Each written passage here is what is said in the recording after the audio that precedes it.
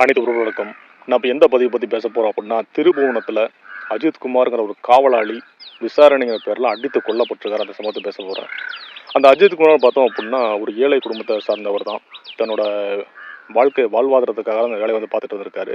அங்கே பணியில் இருக்கும்போது பார்த்தோம் அப்படின்னா ஒரு பெண் லேடி திருட்டு கேஸ் ஃபைல் பண்ணுறாங்க. இதை விசாரிக்க போன இடத்துல தான் அவரை கொடுமைப்படுத்தி அடித்து கொண்டிருக்காங்க. நான் என்ன தெரியாமல் கேட்குறேன், நம்ம நாட்டில் எவ்வளவோ தவறுகள் நடந்திருக்கு. கற்பழிப்பு நடந்திருக்கு. சின்ன சின்ன பிள்ளைங்களாம் கற்பழிச்சு கொள்றானுங்க. அவளாம் பார்த்தோம் அப்படின்னா அடுத்த நிமிஷம் ஜெயிலுக்கு போயிட்டு பெயிலில் வரான். சிரிச்சுக்கிட்டு வரானுங்க. எத்தனையோ கொலைகள் நடக்குது, கொள்ளை நடக்குது. ரோட்டில் போகும்போதே செயின் அத்துக்கிட்டு போகிறானுங்க. அவனுங்கள்லாம் இந்த மாதிரி அடித்து கொல்லப்பட்டான்னு எந்த நியூஸுமே யாருமே பார்க்கல. நானும் இது வரைக்கும் கேள்விப்பட்டதே இல்லை. ஒரு விசாரணைக்குன்னு ஒருத்தனை அழைச்சிட்டு போய் என்ன பண்ணியிருக்கணும்? ஒருத்தன் ஒரு தப்பு செஞ்சுட்டானா எவிடன்ஸ் இருக்கா? அதாவது இல்லை யாராவது வாக்குமூலம் கொடுத்தாங்களா? ஏன் இது மாதிரி திறனா முடிச்சா அப்படின்னு ஒரு முறைப்படி சட்டப்படி என்ன சட்டம் சொல்லுதா? ஒருத்தனை விசாரணை பேர் அழைச்சி போய் அடிச்சு கொள்ளுன்னு சட்டம் சொல்லுதா? சொல்லுங்க பார்க்கலாம். இது என்னன்னு, அதாவது இது என்ன தன்மைன்னு எனக்கு கூட தெரியல. ஒரு மிருக பதை மாதிரி நடந்துகிட்டு இருக்கு. மனுஷ உயிர் அவ்வளோ ஈஸியா போச்சா? ஒரு வயசான உடம்பு சரியாம கிடந்தா கூட கோடி கூட கொண்டு போய் உயிரை காப்பாத்துறானுங்க. ஒரு டாக்டருக்கு தெரியும் ஒரு உயிரோட மதிப்பு எவ்வளோன்னு சொல்லிட்டு. சர்வ சாதாரணமா பண்றீங்க. எப்படிதான் மாதிரிலாம் பண்றீங்க எனக்கு தெரிய மாட்டேங்குது. ஒரு தவறு செஞ்சுட்டான் அப்படின்னா சட்டப்படி என்ன பண்ணும்? ஒரு எஃப்ஐஆர் போட்டு கோர்ட்டுக்கு அனுப்புங்க.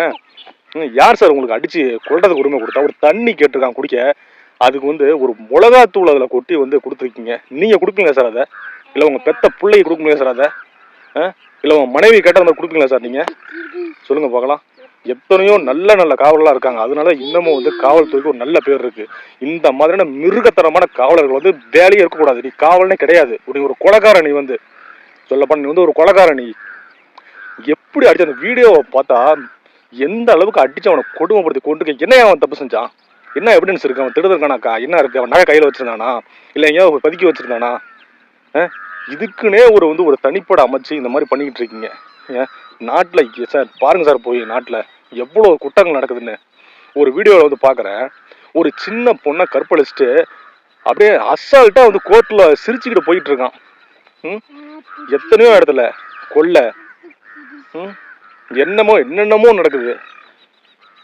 ஏதோ பண்றானுங்க. எவ்வளவு குற்ற சம்பவம் நடக்குது. அதெல்லாம் இந்த மாதிரி அடிச்சு கொண்டாங்க, பிடிச்சா லாக்டவுன் அந்த மாதிரி அதெல்லாம் அடிச்சு கொள்ளுங்களேன். ஏன் சார் போய் ஏழைங்களை அடிச்சு இந்த மாதிரி துன்புறுத்துறீங்க பண்றீங்க? தயவு செஞ்சு சட்டத்தை சரியான முறையில் பயன்படுத்துங்க. இதுக்கு மேல ஒரு ஏழையும் சரி நடுத்தரம் ஒரு மனிதன் இந்த மாதிரி கொடூரமா கொல்லப்படக்கூடாது. தமிழன்டா.